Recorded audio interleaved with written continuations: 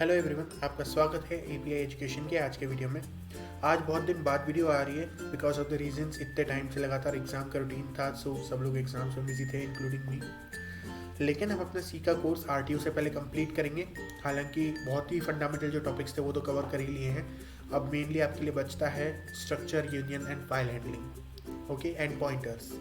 तो ये हम जो टॉपिक्स हैं नेक्स्ट कवर करने वाले हैं, प्रैक्टिस करने वाले हैं और प्रिपरेशन करने वाले हैं आरटीयू एग्ज़ाम की, ओके, यूनिवर्सिटी एग्ज़ाम की।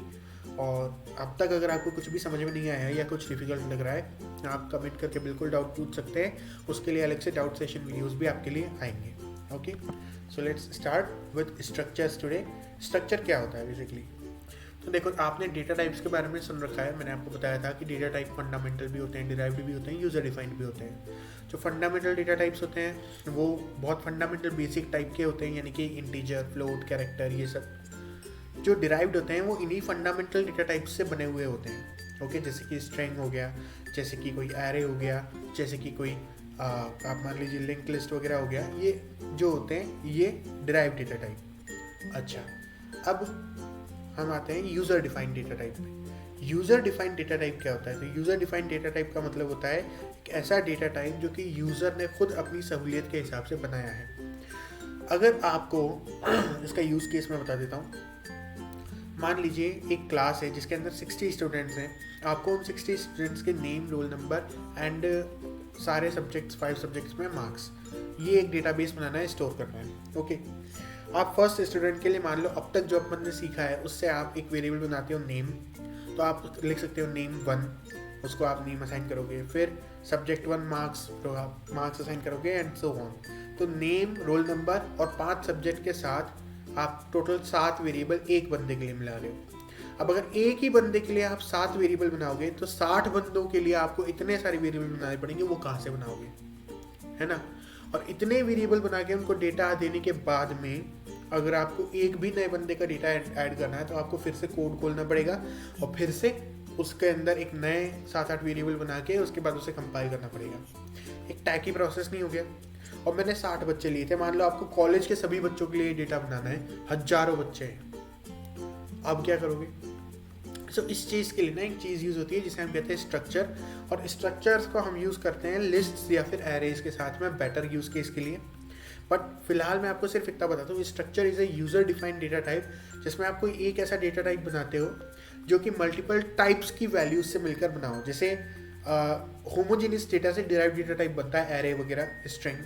तो अगर हिट्रोजेनियस डेटा है, मतलब कि एक जैसा डेटा नहीं है, अलग अलग टाइप का डेटा है, एक इंटीजर, एक फ्लोट, एक कैरेक्टर, एक बूलियन, एक स्ट्रिंग, तो उस टाइप के डेटा को एक साथ एक वेरिएबल में कंबाइन करके स्टोर करने के लिए डिराइव्ड डेटा टाइप यूज़ होते हैं, जो कि होते हैं स्ट्रक्चर एंड यूनियन।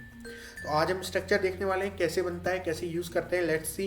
एंड अगर आपने अभी तक इस चैनल को फॉलो नहीं करना शुरू किया है और आप इंजीनियरिंग में हो या इंजीनियरिंग में नहीं भी हो लेकिन आप सी प्रोग्रामिंग सीखना चाहते हो, तो मैं आपको बता देना चाहता हूँ कि मैंने सी प्रोग्रामिंग के सभी बेसिक फंडामेंटल वीडियोस यहाँ पे आपके लिए डाल रखे हैं। आप इन सबको देख सकते हैं एंड इस प्लेलिस्ट को, पूरी प्लेलिस्ट चल रही है, इसको फॉलो कर सकते हैं। और साथ ही मैं एक्स्ट्रा टाइप के वीडियोस भी डाल रहा हूँ, जैसे सी प्रोग्रामिंग प्रैक्टिकल एग्जाम के टफ क्वेश्चंस मैंने डाले हैं। यहाँ 57 मिनट्स का वीडियो है जिसमें मैंने प्रैक्टिकल्स की तैयारी करवाई थी एंड सो ऑन। बहुत ही अच्छा कॉलेज रिलेटेड कंटेंट में डाल रहा हूँ, तो आप इसे फॉलो करके अपनी पीपीएस या सी की तैयारी पूरी अच्छे से कर सकते हैं। ओके, तो आज के टॉपिक पे चलते हैं। ऑनलाइन सी कंपाइलर पे मैं आ गया हूँ। आप कोई सा भी कंपाइलर यूज़ कर सकते हो, VS कोड यूज़ कर सकते हो, टर्बो सी यूज़ कर सकते हो, what ever is your choice, आप वो कंपाइलर यूज़ करो।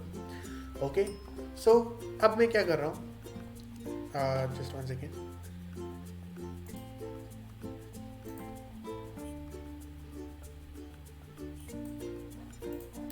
तो ये प्लेलिस्ट मैंने आपको दिखाई थी एंड आप इसको यूज़ कर सकते हो। और यहाँ पर आप प्रोग्रामिंग का ऑनलाइन सी कंपाइलर, ओके, इसको यूज़ कर रहे हो। सो इस स्ट्रक्चर पे आ जाते हैं। अब स्ट्रक्चर कैसे काम करता है, सबसे पहले हम अपनी इनिशियल लाइंस तो लिखते ही हैं, #include stdio.h void main।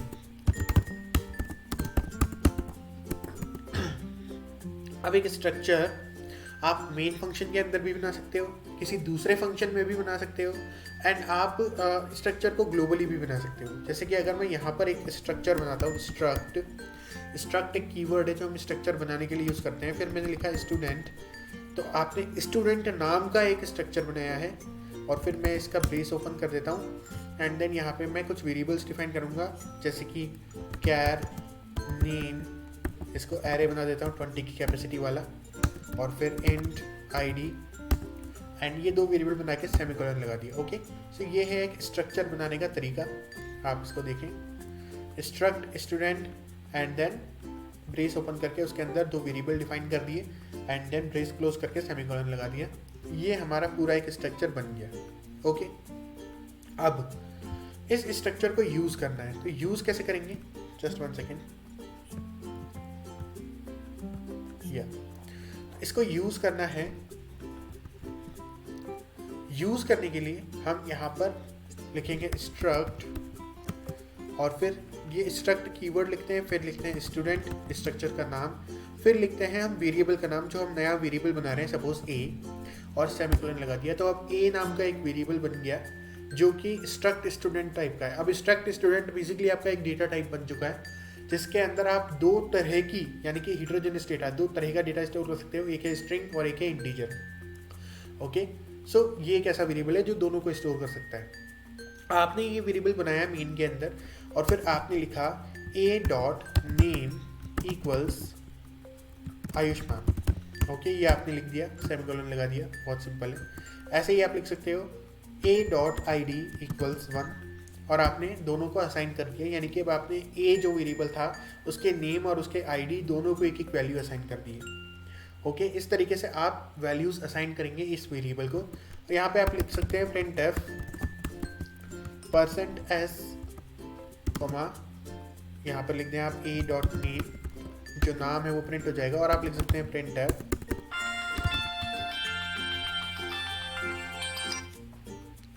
Okay, आप लिख सकते हैं printf %d, a dot I D. तो आप देख सकते हैं कैसे इन दोनों चीज़ों को मैं यूज़ कर पा रहा हूँ थ्रू दिस स्ट्रक्चर।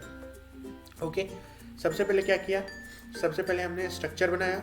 स्ट्रक्चर बना लेने के बाद में हमने उस स्ट्रक्चर का एक वेरिएबल बनाया, और वेरिएबल बनाने के बाद में हमने उस वेरिएबल के एट्रीब्यूट्स को, यानी कि स्ट्रक्चर की जो प्रॉपर्टीज़ हैं उसको हमने वैल्यूज असाइन करी। तो ये जो वेरिएबल्स हैं ना, जो स्ट्रक्चर के अंदर बने, ये बेसिकली इसकी प्रॉपर्टी है, और प्रॉपर्टीज़ को अपन वैल्यूज असाइन कर रहे हैं यहाँ इस पॉइंट पर। ओके, सो इसको अगर रन करेंगे तो हमें a डॉट नेम और a डॉट आई डी दो चीज़ें प्रिंट होके मिल जाएंगी, यानी कि हमें आयुष्मान और 1 प्रिंट होके मिल जाना चाहिए।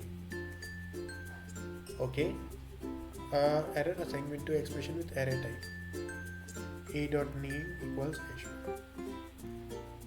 या एक्चुअली हम इसके अंदर ना, ये एक कंपाइलर एरर है जो कि एडवांस सी के साथ सॉल्व हो चुका, अगर आप GCC वगैरह यूज़ कर रहे हो तो, बट ओल्डर कंपाइलर्स में कई बार ये एरर देखने को मिलता है। तो आप क्या करें, इसको इस तरीके से असाइन ना करें, क्योंकि आप यहाँ पर डायरेक्टली एक स्ट्रक्चर के अंदर जो एरे है उसको स्ट्रिंग असाइन कर रहे हो, तो ये चीज़ ना करें। ये एग्ज़ाम में लिखते हैं तो बिल्कुल सही है, कोई दिक्कत नहीं, बट अगर आप प्रैक्टिकली कर रहे हैं तो आप इसको इस तरीके से करें।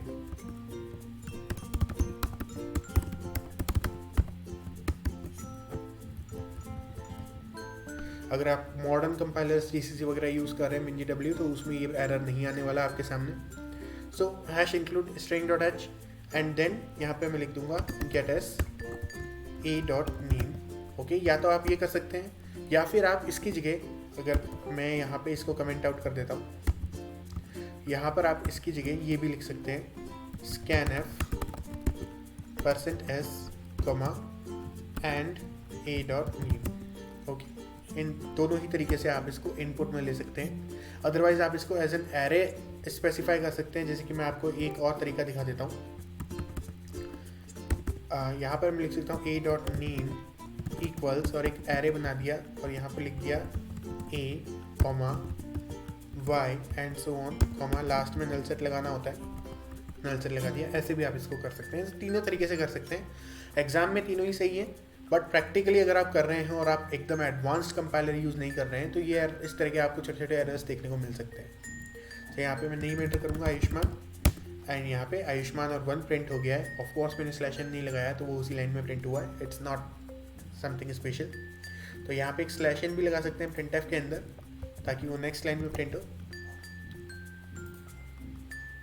एंड यहाँ पे मैं नेम एंटर करता हूँ एंड ये लीजिए नेम और आईडी प्रिंट हो गई है। ओके, सो इस तरीके से आप एक स्ट्रक्चर बनाएंगे एंड स्ट्रक्चर बनाने के बाद उसके अंदर वैल्यू स्टोर करेंगे।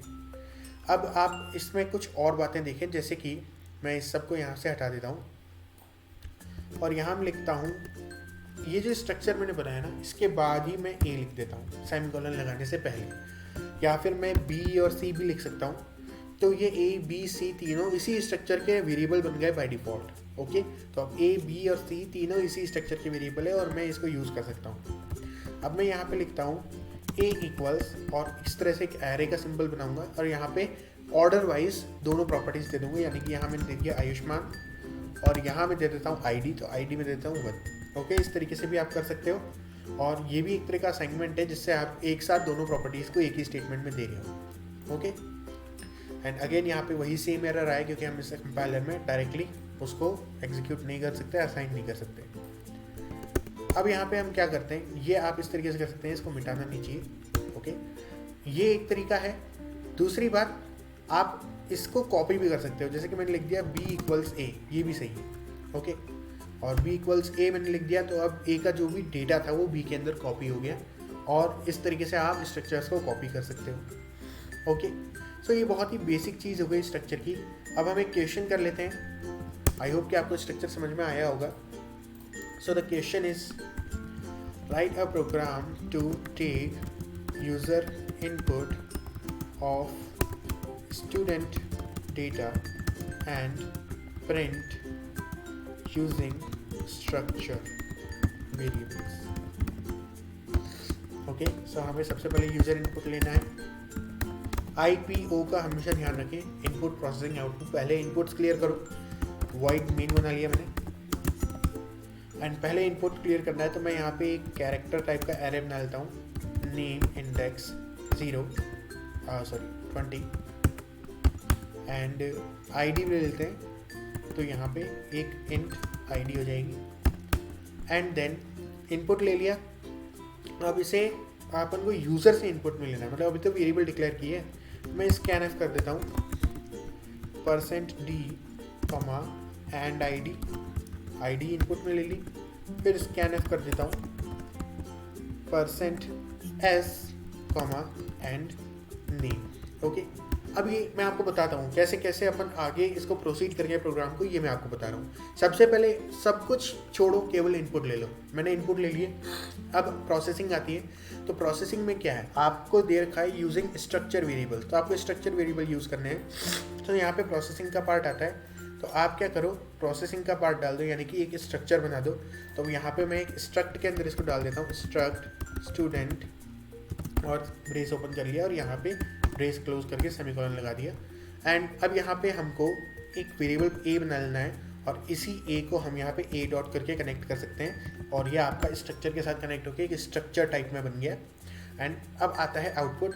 तो आपको आउटपुट क्या क्या देना है, एक तो आपको यूज़र को प्रॉम्प्ट करना है कि देखो printf एंटर दी आईडी, और दूसरा आपको प्रॉम्प्ट करना है printf एंटर दी नेम, और फिर आपको यहाँ पर एक फाइनल आउटपुट मैसेज देना है printf id is %d, name is %d %s, और यहाँ पे मैं लिख देता हूँ a.id, a.name सेमीकोलन। ओके, इस तरीके से आपका ये पूरा क्वेश्चन कंप्लीट हो जाता है।